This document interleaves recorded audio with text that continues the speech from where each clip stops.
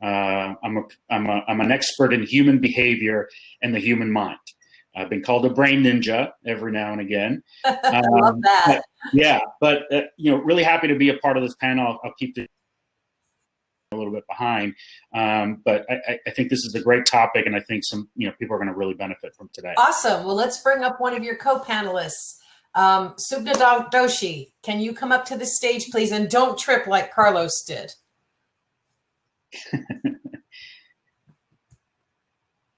This is such a great medium. There she is. Good morning. Thank you for joining this panel with us. Why don't you tell everyone who you are and why I think you're so special? Thanks for having me, Rosie. Hi, Carlos. Yoshi. I am co-founder of Alinea Production. Alinea is a audio and video digital marketing production company. My co-founder is a Marine Corps veteran, Adam Cummings, and we started about a year ago, and our purpose in creating any type of content is to reverse trends of anxiety, depression, and suicide in every community across the country and around the world. I am also a mother of 7-year-old triplets, and my other company is We Go Kids, which inspires parents to raise their children with emotional intelligence. That's pretty awesome. I don't know how you do it with 7-year-old triplets.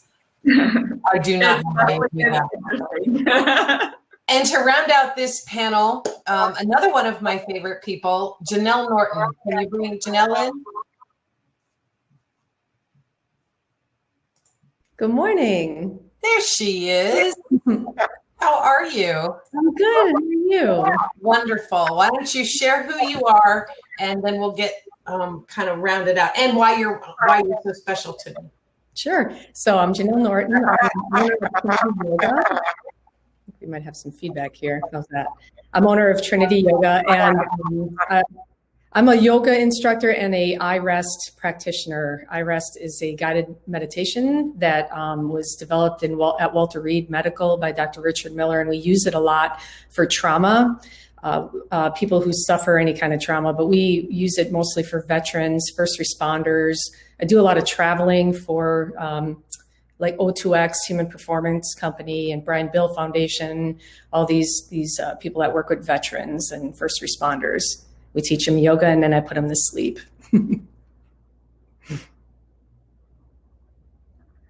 Just like the other platforms. That's really cool. I am so glad that the three of you are on this together. My whole purpose in this was to kind of envelop the mind, body, and spirit. So Carlos, why don't you share? I want you to kick this off. I know that we are a little bit shorter on time, but I am going to try to get as much information as we possibly can. So don't truncate anything. Yeah, we'll do. Thank you, Rosie. We'll talk a little bit. I'm sort of going to give you, the three things that I see most entrepreneurs and business owners sort of face from a mental perspective, right? We know there's all kinds of challenges when it comes to the economy, finances, when starting a business, especially if you're a solopreneur. And so these are some of the things that when I sit down with a CEO business owner, and we start to investigate and explore a little bit more some of the mindset things where people get stuck. And so I'm going to give you sort of 3 pointers on that. And then we'll turn it over to Sapna. She'll talk a little bit about sort of some of the spiritual piece. And Janelle will join us and talk a little bit more about, health and how all these things are absolutely related, right? If we're performing at our peak, our businesses are going to perform at the peak, right? And so we need to shift our mindset into a positive place. We need to be keeping our bodies healthy and our minds healthy. And so let's jump into it. I think the first thing is we have to embrace change, right? We are wired as human beings to be comfortable, in that comfort zone. We function well there. We're wired to seek pleasure, but even more so to avoid pain, whether that's emotional pain, psychological pain. But what we know is that without change, there absolutely is no movement. There's no movement forward. right? And so we have to get used to getting out of that comfort zone, getting out of that space. We need to be able to take giant leaps forward, and those leaps take a lot of fear, right? And so that's sort of my second point. Become best friends with fear, right? It's absolutely a part of us. There's no way of getting through life without some level of fear. So fear is okay. Failure is okay. We, I think, from a very early age, get conditioned and trained to be afraid of failure or to tie our self-worth to failure. And so we will get into this place where we're actually trying to avoid failing. But, I see there's 38 people in the room. I don't imagine there's one single person in this room watching this that hasn't had failures. I mean, if you've made it all the way to the top without failure, please, let's talk. I want to know your secret, right? So when we can sort of embrace that failure, one of the statements I like is fail forward, right? Invite the opportunities to fall on your behind and then just get right back up. That's how we learn, right? That's the road sign for us to what do I need to do different? What do I need to do better, right? But without failure, we get stuck and we feel paralyzed. And when we're feeling paralyzed, we're just in our brains, right?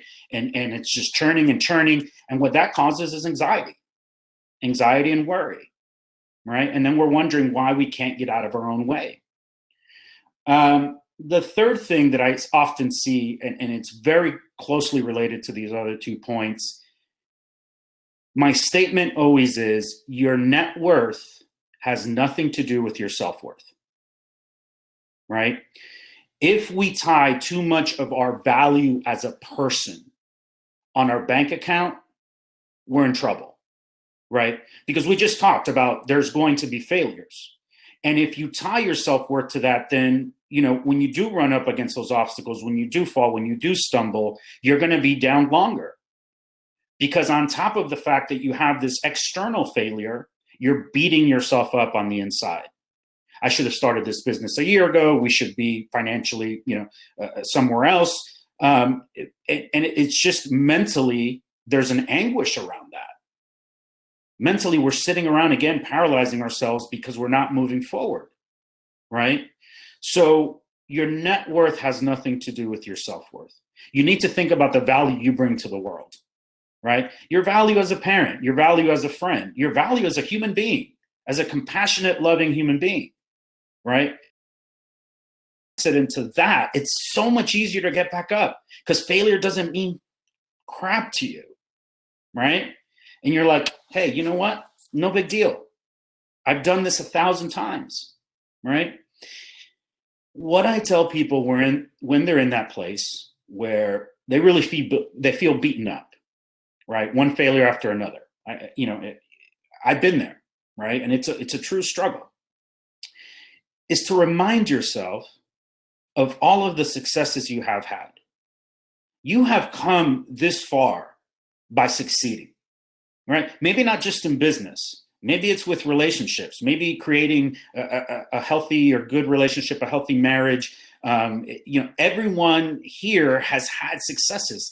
Let's focus on those, right?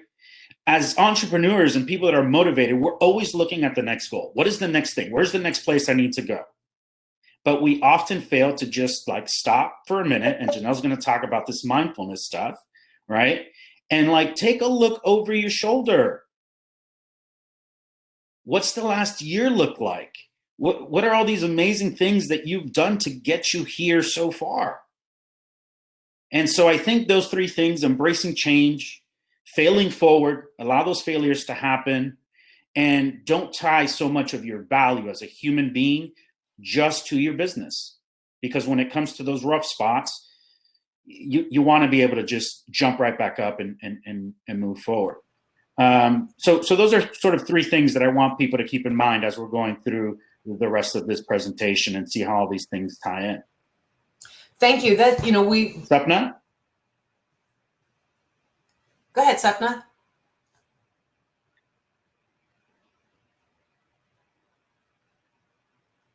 You should be on now. Your mic should be on now. I think we're talking, but I can't hear her. Say that again. Okay, no, I thought you were talking, but I couldn't hear anything. Oh, we hear you. Go right ahead. Okay, great. Well, yeah, to piggyback on Carlos's point, and kind of the three of us, I think, as you mentioned, talk about the mind, body, and the spirit. Spirituality has definitely been a big piece of my journey for the last 7 years. And I think as participants and as we go through life and experience this, we'll see that when one is off balance, everything becomes off balance. And so that really is what is powerful, is really being able to focus and shift all three of these things. A lot of what Carlos was talking about with the mind and what Janelle will talk about in the body and the actual tools. One of the most powerful things, especially most of our work is with veterans, is to really ground in purpose. When we start our businesses, there has to be that motivation to jump out of bed every morning and be excited about what we do. And it's not going to be a motivation by the dollar amount in the bank account, although that is definitely not a bad thing, and it's definitely it's definitely powerful, but it's not going to get you out of bed every morning. And so really grounding in purpose, and one of the reasons why Alinia's purpose is that is because everything we do in a business, if we can tie it back to a purpose, then everything that we do has purpose. And that is then a domino effect. Carlos was talking about gratitude and really recognizing the positive things that we've done over the last year in every day. But where we put our attention is what will grow. And that is really the power of the purpose, and of really focusing on the amazing parts of our day and learning from the things that weren't so amazing. But when we can put our attention on those amazing pieces and how we really made impact, that is what you will see will grow in your everyday. And I'm a real big proponent of tools and like, tell me how to do this. And so one of the things I talk about all the time, pretty much in almost every conversation, is The Surrender Experiment by Michael Singer. His book, to me, is the #1 book that any entrepreneur should read, must read before starting a business. And the reason is it gets you out of your head, and it teaches you how to drop into your heart. And for me, when we run a business from our mind, we miss out on so much, because when we can really drop into our heart, we tend to create far more energy and flow for the things that we want to attract in our life. And the Surrender Experiment and that whole journey is really the journey of entrepreneurship and taking off the blinders. Things are not going to look the way that we expect them to look. We're not always going to get everything. Our business is not going to grow the way that we envision it. It can be even more beautiful than our mind has the possibility to think, when we can drop in our heart and lead from purpose. Powerful information, and it's really stunning to me that you have been able to so seamlessly do the mind and the spirit part. And I recognize, and everyone should, that those are so interconnected. We feel like if we don't, we feel so disconnected especially when we're running businesses, that one part has to function this way, and then a different part has to function this way. And what ends up happening is something gets neglected. Janelle, how does that piece all fit in with your view on all of this? Okay, so I love how you guys slid in with all that. Thank you for doing that. Makes everything easier. So we like to say in the yogi world, we hold our issues in our tissues, right? I'm talking about the body part. So Sapna touched on the somatic thing, like what you feel. Working a lot with trauma, we really like to drive this point home to people. So we, a lot of times, especially if you are affected by trauma, which who's not affected by trauma these days, especially if you own a business during COVID, right? Everybody's like, blah. So, you know, really connecting with what's going on in here. Like, does, you know, your heart hurt? Is your gut wrenched? Is your, all these things that are visceral to us. Listening to that and knowing when you need to take maybe a step back, maybe you need to take a little break away from whatever you're doing and just focus on yourself and make yourself well. As Sapna was saying, that grounded, you can't really do a whole lot of good in the world if you're not operating from a solid space, right? And to get there, we have to keep not only our minds in shape, but our bodies have to be in shape too. So I'm a big yoga pusher, you know. I think, in fact, everybody can do yoga. If you're breathing, you can do yoga. It's not putting your leg behind your head and all that stuff. I always get the eye roll when I teach to a group of like 60 firefighters and they're told, oh, you're going to do yoga for the next hour. But I guarantee you, after they do, they're all coming up afterwards and saying, hey, can you maybe help me find a studio where I can do this, because they feel it in their body. It's something that everybody should try to experience with themselves. So when you're feeling like all out of sorts, and a lot of times what we do is we'll react to people or react to the circumstance instead of respond. So what yoga can do and the breath work is give us a tactical pause to just step back and just kind of let that settle for a minute, and then let your mind just kind of recollect, like, what do I need to do to move forward, instead of just, you know, tossing that vase across the room or yelling at, you know, my daughter or whatever it is, or my business partner. So really, there's lots of tools that you can use. There's space on YouTube where you can Google all different types of yoga. I would always suggest starting with a gentle, and those are just really easy movements where we connect our breath with the movement. So it's not just stretching, it's actually connecting your parasympathetic nervous system, letting that sympathetic kind of settle down and getting into your body with your breath and the movement. And it sounds a little hippy dippy, but really it's not. I know you veterans out there, again, eye rolls, but when I teach to them also, it's really important. And the mindfulness piece is the second piece, and that's where the breath work comes in. It can be a tool as simple as just, you know, when you feel like things are really getting crazy, just sit for a second, maybe shut your eyes or take a soft gaze, and then feel yourself in your seat. Feel yourself sitting, feel the weight of your body, feel your feet on the ground, and then notice like your shoulders. Usually what happens when we all get tensed and jacked up, we do this thing. So then you just start to soften those spaces.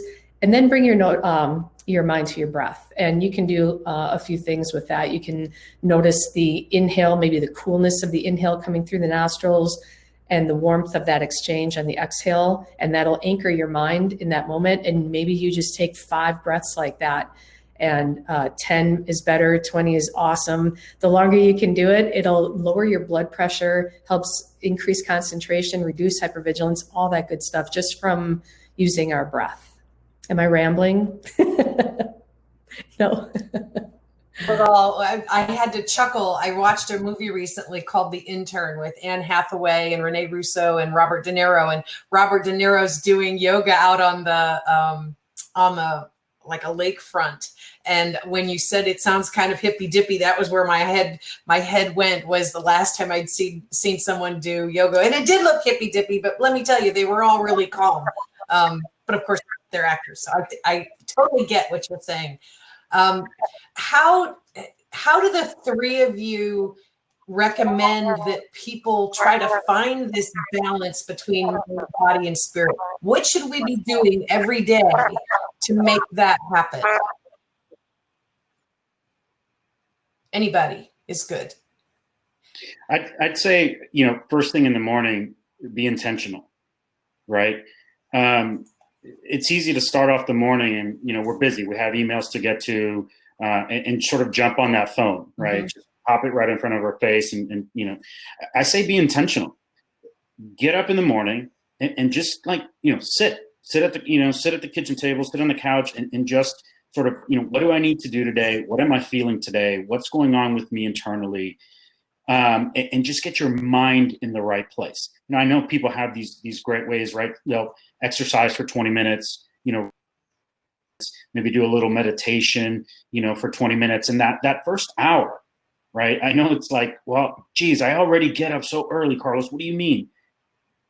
Get yourself up an hour earlier. It'll take you a week to get used to it. And you will start the day with such a positive mindset and such a good feeling and prepared, right? But when you're jumping out of bed and just rushing into the day, that's good. You've set the tone. That's going to be the tone for the rest of the day, right? So just set the intention, right? Set the intention, sit a few minutes quietly and what do you want for yourself that day? Yeah, Tony Williams is exclaiming that he cannot possibly get up an hour earlier. And he's hoping for just 10 minutes. But I think the point is valid. I'm one of those people, as many are that are on here, because I talk to you at 4 and 5 o'clock in the morning on Facebook. You're early risers anyway. But the point is, then I don't need to get up an hour earlier. I just need to utilize that first hour of my time more intentionally, as you said. And I think, Rosie, I think it's really a mindset shift.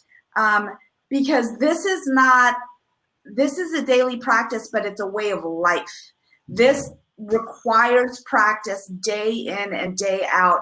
And I think what we find, especially, it's definitely more intense now, is that we give up our control. We give up a control of our schedule. We give up control of our day. We really give up control over the decisions that we make.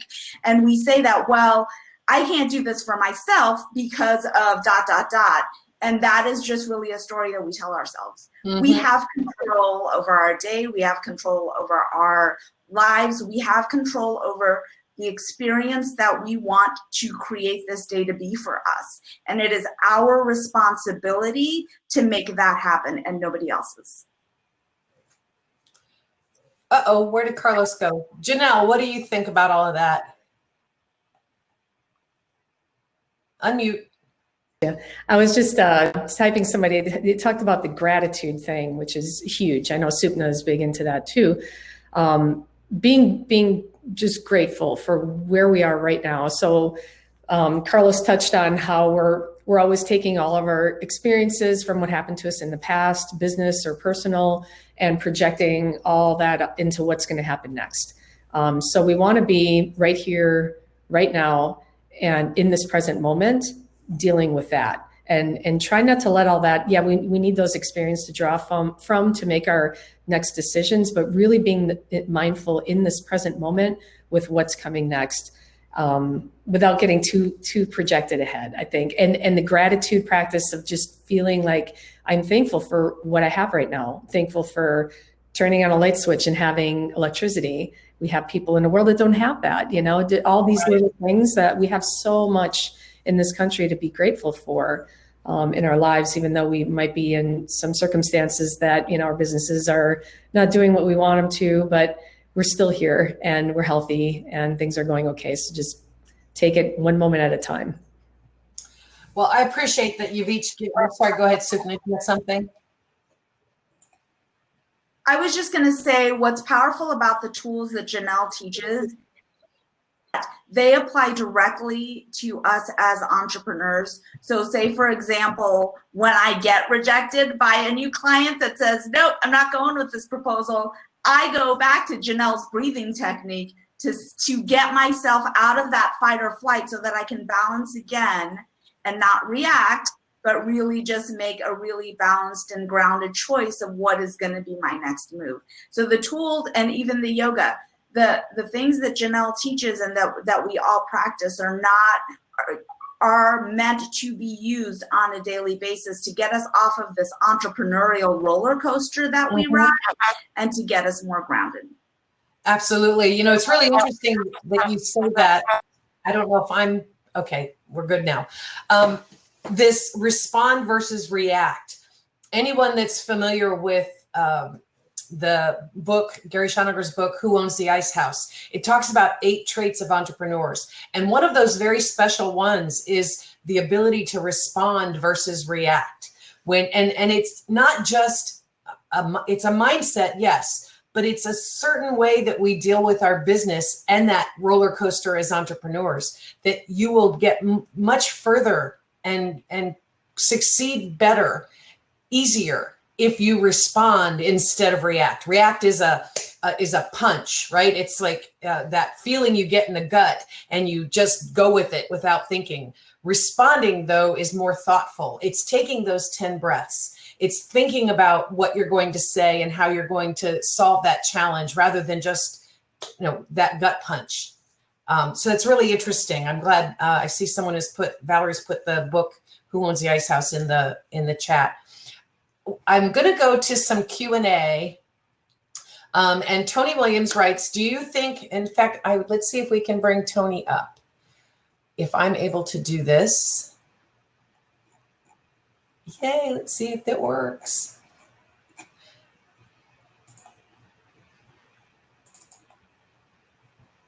Nope, I can't. But Tony asked, oh, yes, there is. Tony, you asked a question. Do you think there's a cultural difference when it comes to yoga with African Americans and Latinas? Anybody? Is there some cultural difference? I don't think so. I think everybody has a different approach to how they, as far as like what religious backgrounds, things like that. So a lot of things that I have run into is like yoga is a different religion. It doesn't mix with my religion. And my answer to that is like, it's not a religion. It does come from different backgrounds that are Eastern, and it might have some, some of that flavor to it, but you can practice it to actually strengthen your spirituality, whatever it is, whatever your background, whatever your culture. Basically, it's just you. It's not anything external. You're not, calling to anything external. You're calling internal. So whatever is within you that you need and want to tap into is the simplest explanation I can give. Thank you for that. And I can't get Tony off of the screen now, so I don't know how to do that. Maybe Alex or JR can figure that out. Matthew Cook, oh, there it is. Thank you. Matthew Cook. Let's see. Matthew asks, Matthew's in the cohort, ladies and gentlemen, right now. He owns a home remodeling company, so he really is struggling trying to control his schedule, and he feels like his clients control his schedule. Boy, do I understand that completely. What kind of advice would you give him for that challenge? Anybody? I would jump in on this, but sure. I'm just as bad. But Sapna had a really good strategy for me the other day, so I'm going to turn it over to her and put her in the limelight. Okay, ladies, which one of you have the magic wand for this problem? Because I'm just as guilty. One of the tools that I learned about 7 years ago when I had the triplets was to be able to shift from multitasking to time blocking. It again is the art of practice, but we are actually not meant to multitask. We are meant to focus on one task at a time. And when I did that, when I started practicing that, so my calendar looked like this beautifully rainbow colored checkerboard of time blocking things for myself. And I did it very intentionally. But what that does when we focus on one thing at a time, we actually get so much faster at it and create time for ourselves. So a question that I do get often is, how do you do everything? You have 7-year-old triplets, you run 2 separate businesses, and that really is just it. I don't multitask. I focus on one thing at a time. It feeds that need for us to be present and in the moment. And with regard to clients, if they are if you feel that they're dictating your schedule, then I would say time block X number of days a week, well, then that's client time. And then you know that going into your week.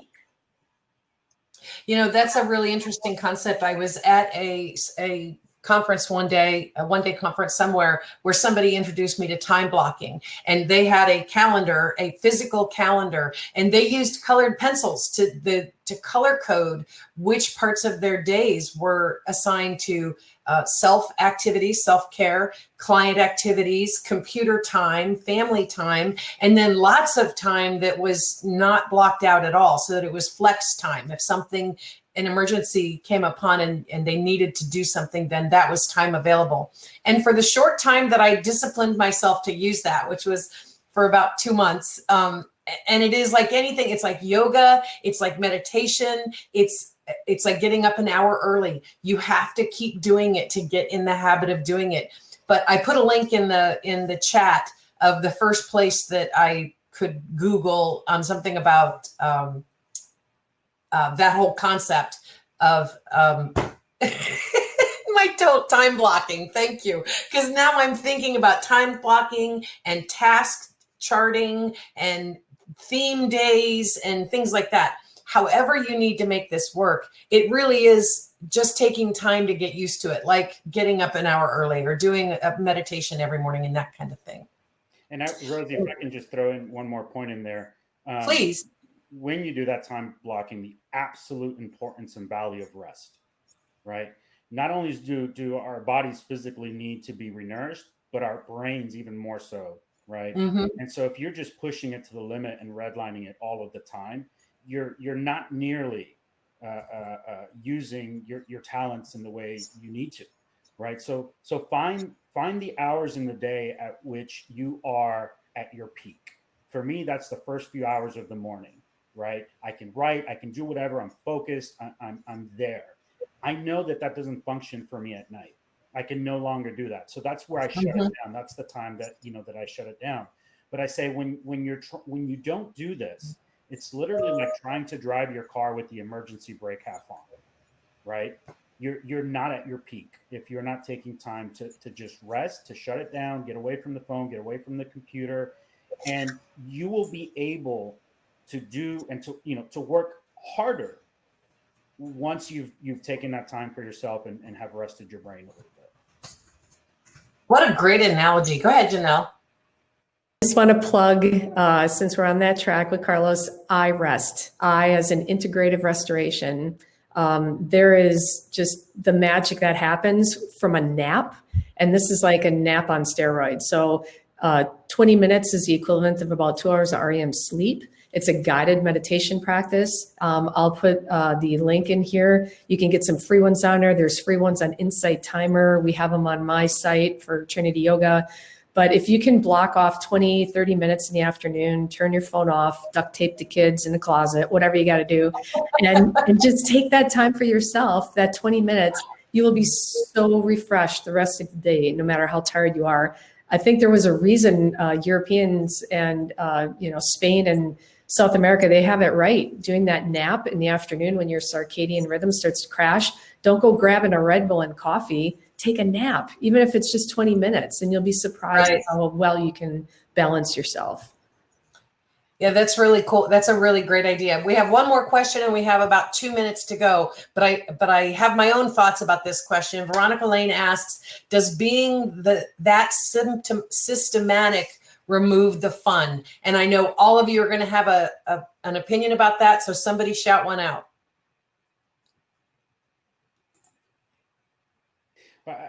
I'd say, geez, the psychology of me is like wanting to ask her, well, what does that mean? Why is that not fun for you? I can't. How do you feel about that? Yeah, how does that make you feel? Just last year, there was this mind shift for me that happened, and it was me attaching this idea of working too much to being a, right? I know we're talking about balance and rest and all of that stuff, but you're always hearing like, don't work so hard, you're going to burn yourself out and all of this. And I had to remind myself, like, I love working. I love building a business. I love networking with people. I love doing these things, right? But how are you mentally framing that in your mind? because you're right. If this doesn't feel like fun for you, you're in big trouble. You're in big trouble. We're talking a little bit about tips, and people often ask me, as a clinical psychologist, what are a couple tips? What are a couple things that I can do? And I get stuck, because what I do is help you figure out what your blind spots are. So yeah, there are some tips, but what is going to be individual to you? So my recommendation is, like, sit down with a coach, sit down with a therapist, a counselor, or even somebody that's really trusted, and talk out what some of those blind spots, some of those things are for you. And I'll tell you, I've seen it a million times. It's happened for me. When you remove those blocks, you take off. So take the time for some of that, and really, check in with yourself and see, how am I framing things, and what does that mean for me? Well, I want to go ahead. No, you got about 20 seconds. Yeah, just to piggyback on what Carlos said, I think when you're starting this journey, only do things that you love to do, that really resonate with you, that motivate you to continue to do them. I think that's really important in setting a new process for yourself. Great. Janelle, final word? Don't feel guilty to take downtime. That's you got to refill the well to be able to go back out into the world and do what you do. That's great. That was all. I don't know. I got so much from this session, and I'm sure that everyone else has too. I hope that answered everyone's question. Veronica, if that does not answer the question that you asked, you can look for any of our speakers on their profile page on Tampa Bay Startup Week. Their contact information is there in some form or another, whether it's their LinkedIn or their email address. But these are some of the greatest people in our community that are going to help us with the mind, body, spirit challenges that we're all facing, especially now during COVID. So thank you all for attending. I've enjoyed having you. Thank you so much, Carlos, Sapna, and Janelle, for taking the time to do this, and for being the first virtual session on Tampa Bay Startup Week. Yay, veteran track. And have a great week, everybody.